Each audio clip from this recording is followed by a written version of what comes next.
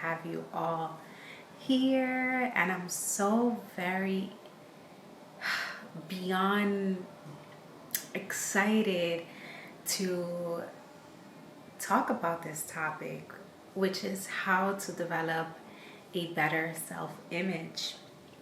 And the reason why I'm so excited about talking about this topic is because I did not have a solid self-image for many years, and it's taken a lot of work to get where I'm here today. And the reason why I'm so excited is because I know that this video is going to help so many of you that need guidance when it comes to building that foundation of building a really solid self-image. So, like I mentioned, I never really had a solid, I wouldn't say a good self-image, because I had a good self-image for the most part. However, I would go outside, but there was a period in my time, not long ago, where, let's say, I would go outside and a random stranger would say something like, you are ugly, or you are dumb, you are stupid, or something like that. And that would throw me off for weeks, for months at a time, where I question certain beliefs about myself. However, I can say now that I am more resilient when it comes to external negative feedback, and I have a really solid and strong sense of identity, and I have really solid and a really positive self-image for the most part. And like, for example, let's talk about beauty. And I talk about beauty a lot because in my channel I often share makeup tutorials and just talk about what I find beautiful and what inspires beauty in me. So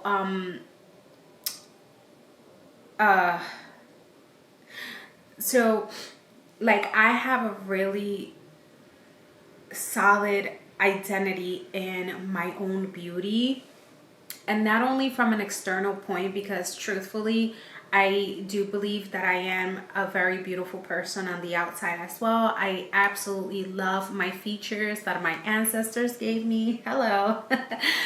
And I guess that I chose myself, my spirit. But I really love a lot of my features. I'm not gonna say that there aren't certain things, for example, scars and things like that, that I'm not the most confident in. However, for the most part, I'm really just confident about myself. And if like a random stranger, or even like a person close to me were to call me like ugly, or were to criticize or judge my physical appearance, I'll be like, you know what? Like, you're entitled to your opinion, and that wouldn't even faze me. Because number one, beauty is truly in the eye of the beholder. So I'm not even gonna take it personal. I know that I'm not everybody's idea of beauty, and I know that I'm not everybody's beauty standard or none of that. But guess whose beauty standard I'm my own beauty standard, and I want you to feel about yourself as well. I want you to be your own beauty standard, because truthfully, I believe in your beauty. And I believe that you are also a beautiful person and that you also have beautiful features.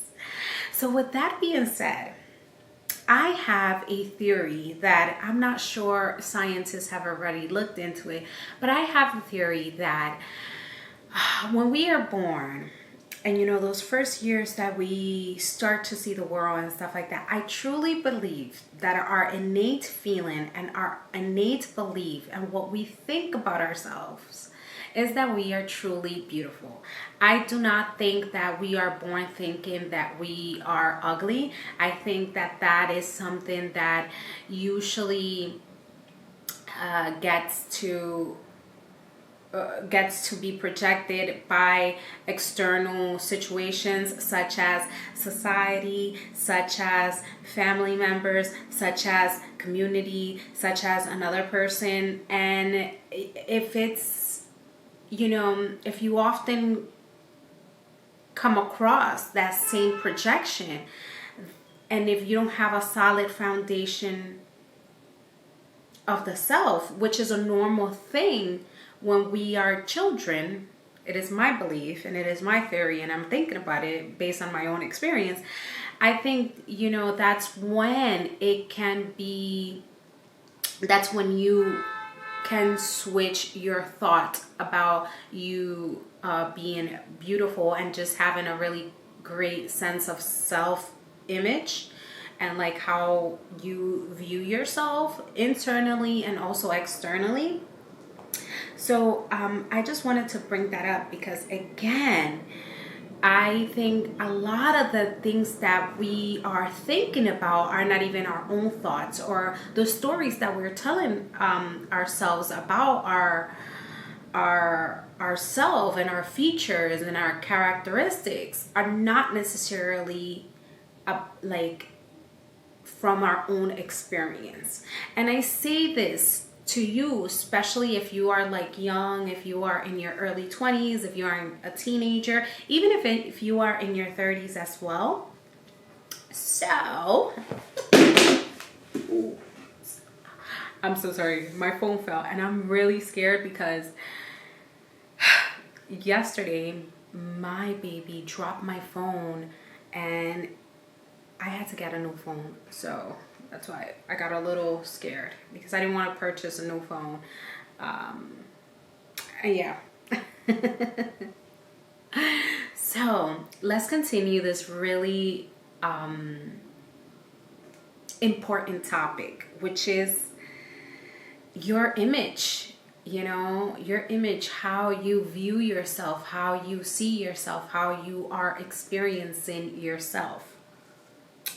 So with that being said, I always like to bring a little background story into how I'm getting these ideas for these topics and how we're here in this moment right now where I'm like sharing this broadcast, this message to you. So I wrote down that in order to really develop a really like a better self-image and to achieve a really great sense of self and a sense of image, I think the number one thing is to understand. I wrote down understand what a self-image is. So I always wait, let me look at Safari image. I always when I'm, delving into topics to really get clear on what we're talking about. Because sometimes, I can see image and you might be thinking about something else and I'm just thinking about something else. But the image that I am talking about is a presentation, according to the Oxford Languages Dictionary, and I agree with this in some sense, is that an image is a presentation of the external form of a person or thing in art, right? So a presentation form. So when we're talking about your form, we're talking about your physical body, how you are in a physical body. And to be honest, I hold the knowing that all bodies are beautiful. They are created in God's or the universe, however you want to call it, the all that is in its most perfect image. So there is no mistake. There's literally no mistake in your body. And I know, with this being said, there are things which are coming up to mind, like, physical deformities that some people might say, and all of that stuff. And in everything, there's some sort of like beauty to it when you really get down to like the really tiny aspect of it, and also, of course, how it's presenting itself in the actual form. So I just wanted to say that it is my true belief, and it is my true knowing, that all bodies are beautiful. So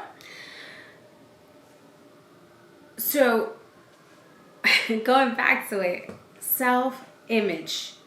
And the self, let's go back to the self, right? So what is the self?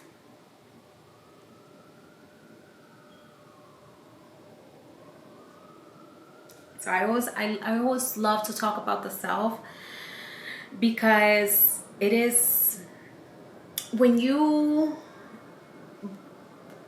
get rid of like conditioning, when you get rid of external programming and all of that, the self is your essential being.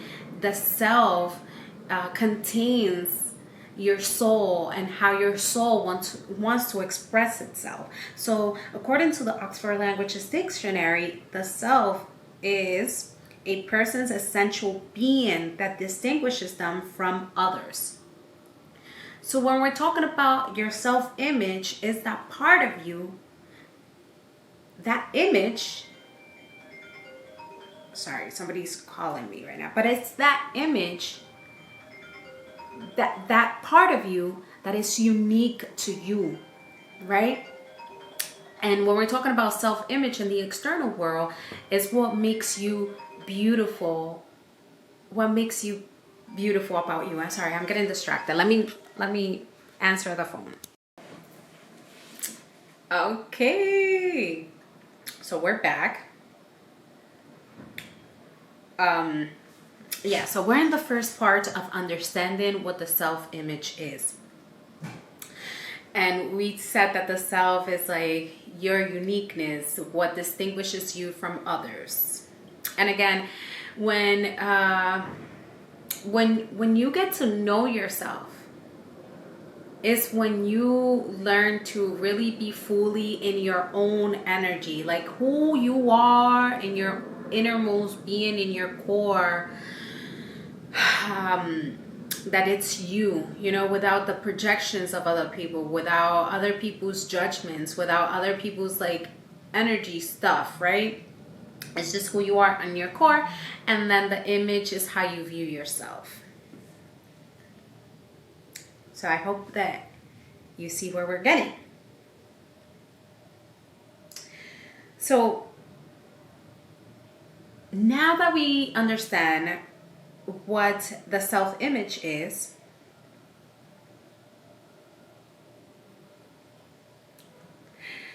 how you can start or work on developing a better self-image, first is catching those thoughts that you're thinking about yourself, right? You might be washing your dishes, and it's like those little inside thoughts or voices or images that are just like, you're ugly, or you suck, you're not doing that great, right? It's about, number one is catching those things. And like sometimes you might have an opinion that you have held on, and you don't even know that somebody said in your childhood about you, that it was detrimental to your self-image. So it's about noticing when those things are occurring in your awareness. And once you catch them, that's the first step, because the next thing that you want to do is Start reframing, like vanishing, literally vanishing those thoughts, erasing them, like moving it, commanding those things to move out of your self-image. What my teacher, another way that I also understand this is like removing it from your aura, removing it from your energetic field, removing it from your energy. So yeah, that's that. Now, it's also about addressing your inner critic. Now, as a person that has really high standards, I understand why we have a critic. I mean, I really like my critic in the sense because, like, for example, I love my inner critic now because it comes from a really compassionate way in the sense that it doesn't like shame me.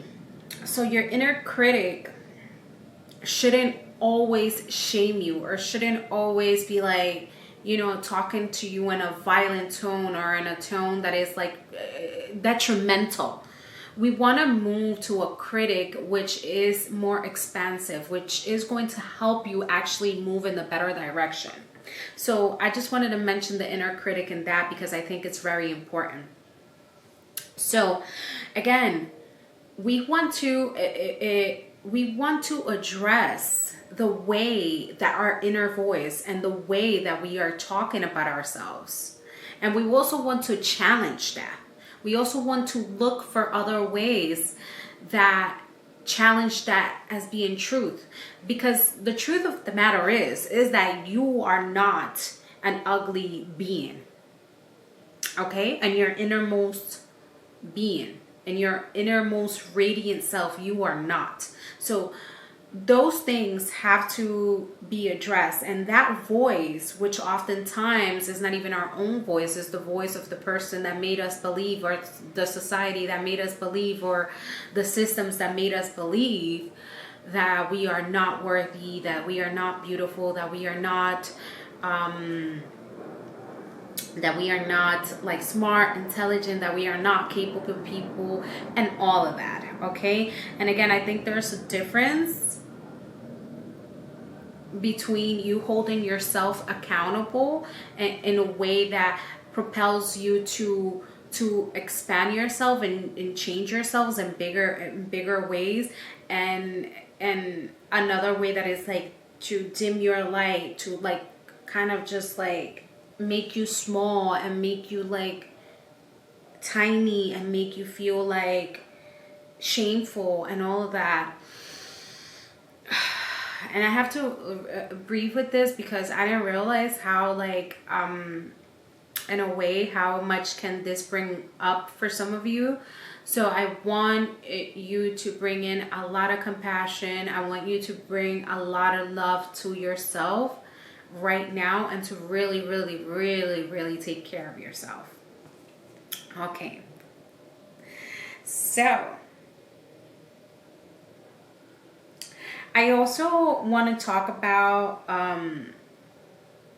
like how the images form, your self-image is formed. And I say this because I noticed it in myself, right? Like, so your self-image is the most steady self, or the most average self that you show up as. Because let's bring this into like just one day, right? One day you wake up, like for example, and I deal with this too, so that's how I know.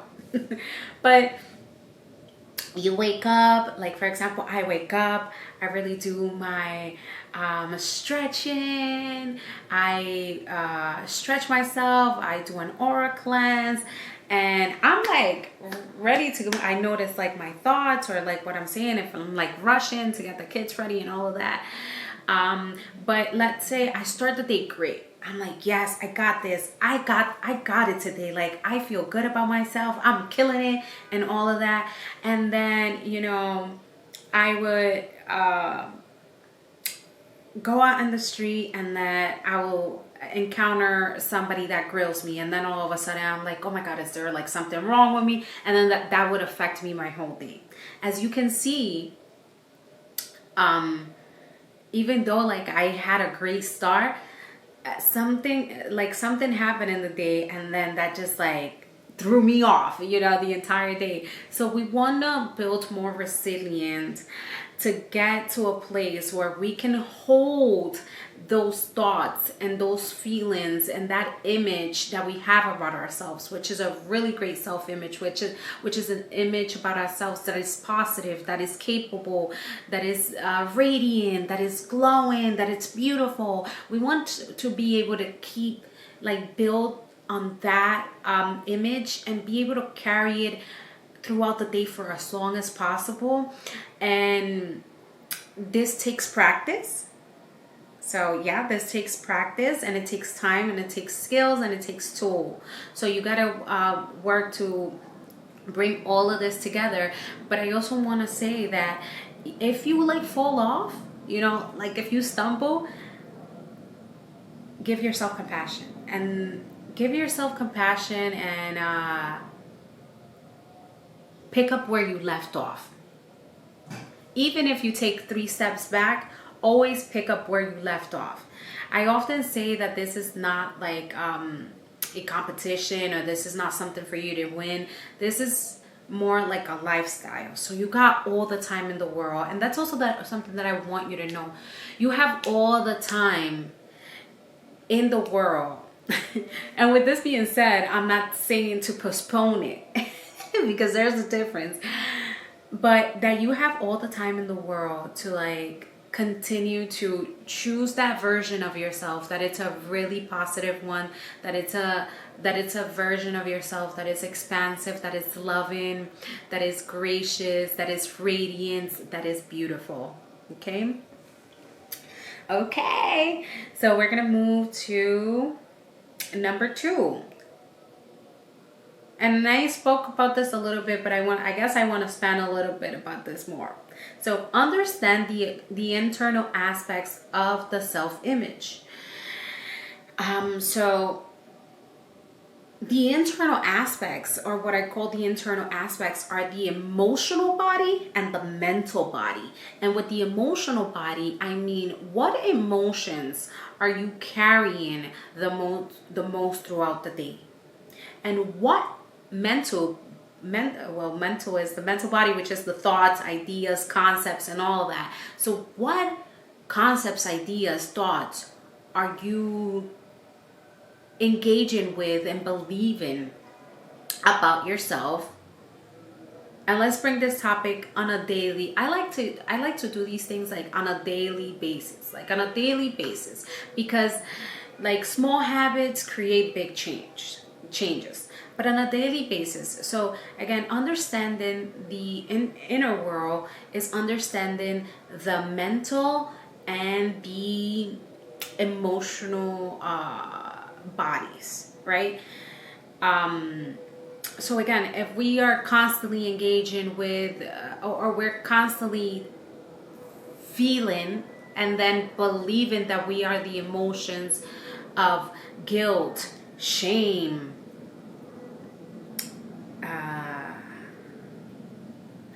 let me look at the emotional wheel or the map of consciousness. I love that map, which I'm probably going to put on the screen. But map of consciousness by David R. Hawkins.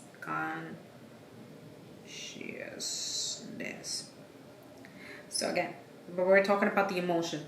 Okay, so if we're constantly engaging with shame, guilt, apathy, grief, and all of that, and we're believing that we're those things, and we identify with those feelings, then of course we're gonna feel constricted. We're gonna feel like we're not gonna move, and we're gonna want to shy away, and we're gonna want to not engage with life, not letting people see us, and all of that. So I just want to to bring awareness to those things, because you also have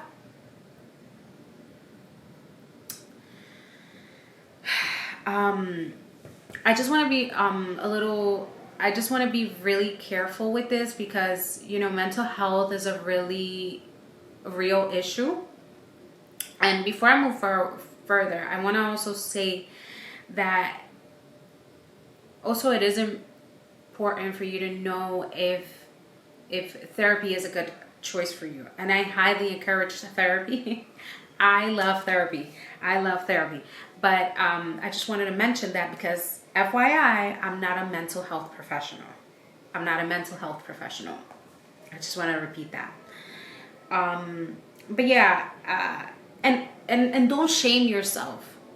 don't feel.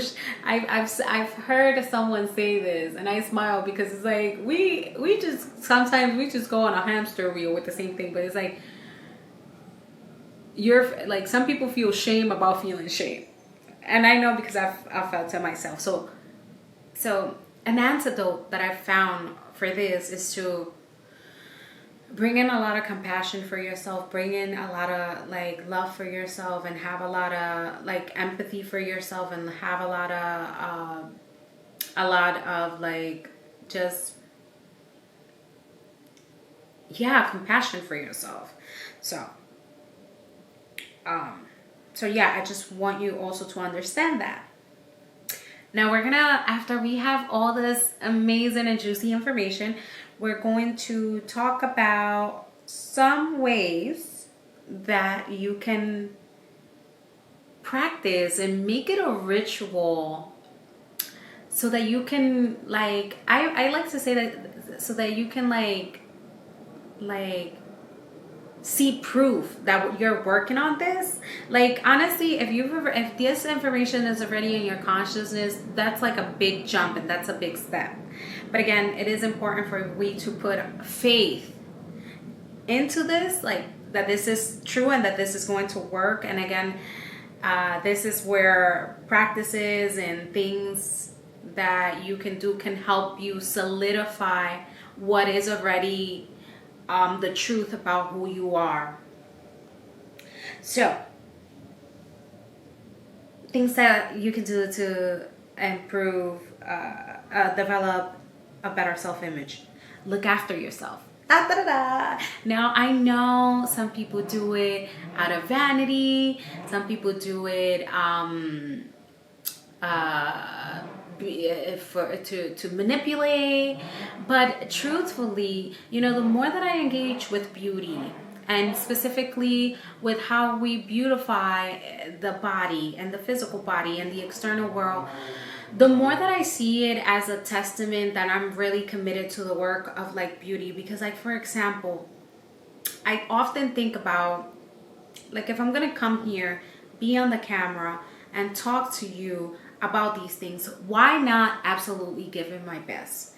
And in the sense, like for me, it is natural, like my love for example makeup and textures and clothing, and I'm already skillful at that, and it doesn't take me much. But why not like go the extra mile and show up in a way that is like, I'm really about this, I'm really doing this, and I'm gonna show other people how to do it by just me being and embodying what I am talking about. So why not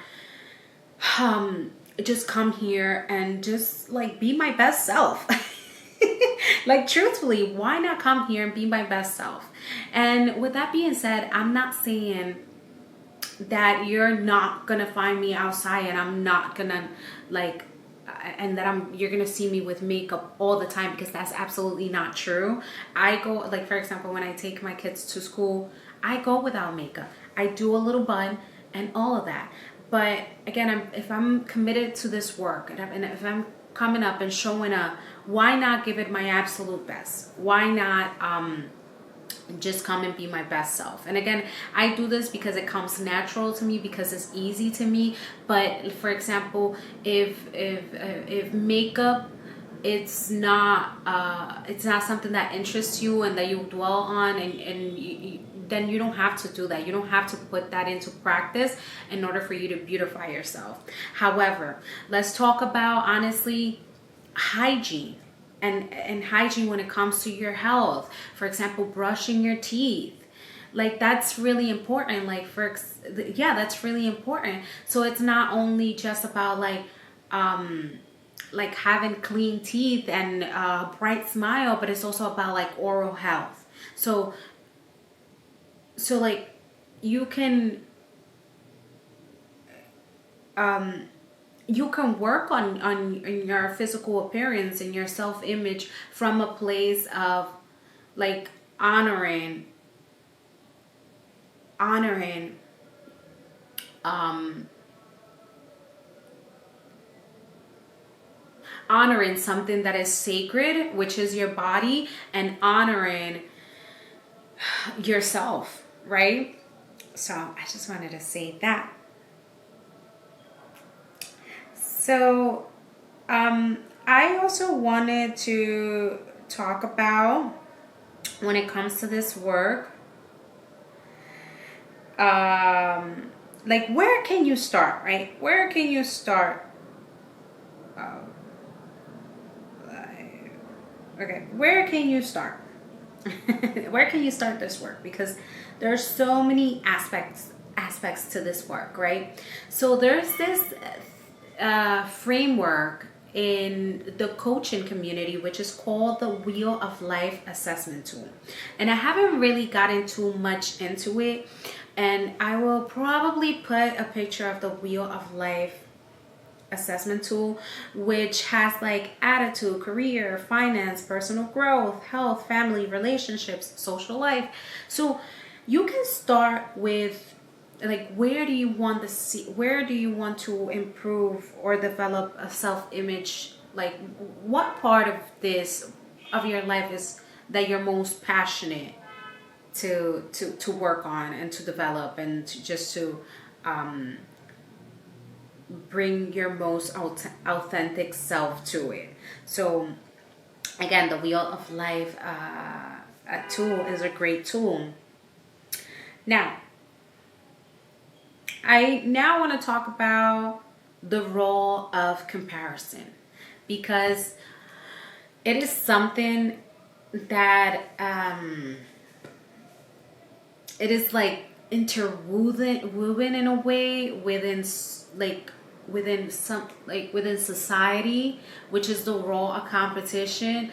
But when it comes to these things of like your self-image, and let's go back to the definition about what the self is, which is your uniqueness, there's nothing to compare. There's only stuff to celebrate. There's only stuff to get inspired and admired about it. So that's why comparison is very icky when it comes to those things, because you're comparing something that cannot be compared. So you're always going to, in a way, it's going to become distorted. You're either going to think that you're above or that you're below, and we don't want to fall into that, because either way of thinking is a flawed type of thinking. And your self-image is not something like a sport where it's kind of like, you're measuring a certain capacity or a certain skill set. No. And that's why it's so important to realize that when it comes to self-image, that has to be like that way of thinking. We gotta design the mind. And why that comes up, because I have a book right here. I haven't read it all. Oh, but it's this book right here. It's called Design in the Mind, The Principles of Psychitecture.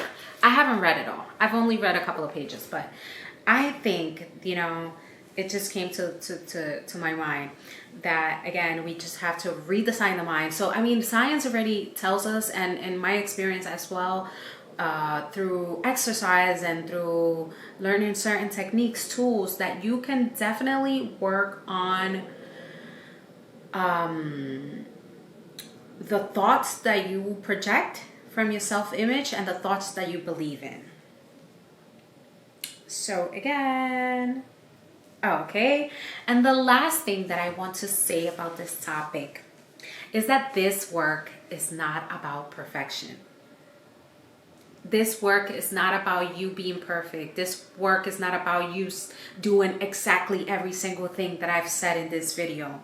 No, this work is not about that. This work is truly about engaging and discovering. Sorry. Yeah, this work is about you engaging with yourself and discovering who you are. And when you get to the really core of it, you will realize that you are this beautiful being, this radiant being, this amazing and beautiful being. And I'll be right back.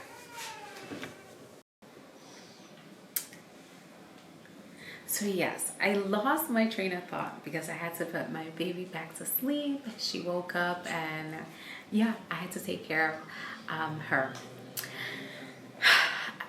But I just wanted to close this conversation, this class, with reminding you again that it's not about perfectionism.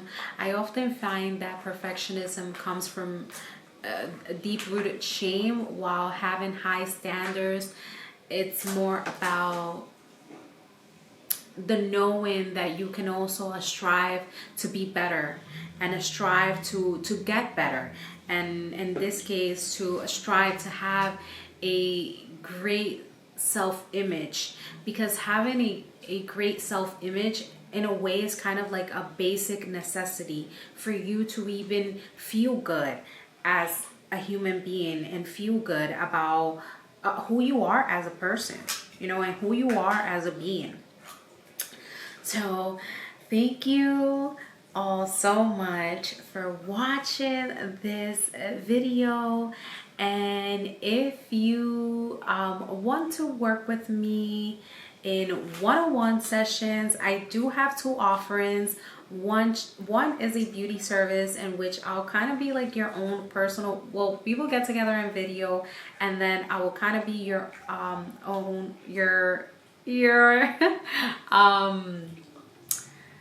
would call it like a digital shopper, like assistant shopper. So that one deals with makeup in regards to beauty. And then I also have another service which is really it's a service tailored to the heart, and it's a soul service. So in that service, when you book it, we get to explore what makes you beautiful on a soul level. And those are my two services, and I will link where you can book them right here on the video. The link will also be in the description box. And thank you all so much for watching this video, and I'll see you in the next one. Bye bye.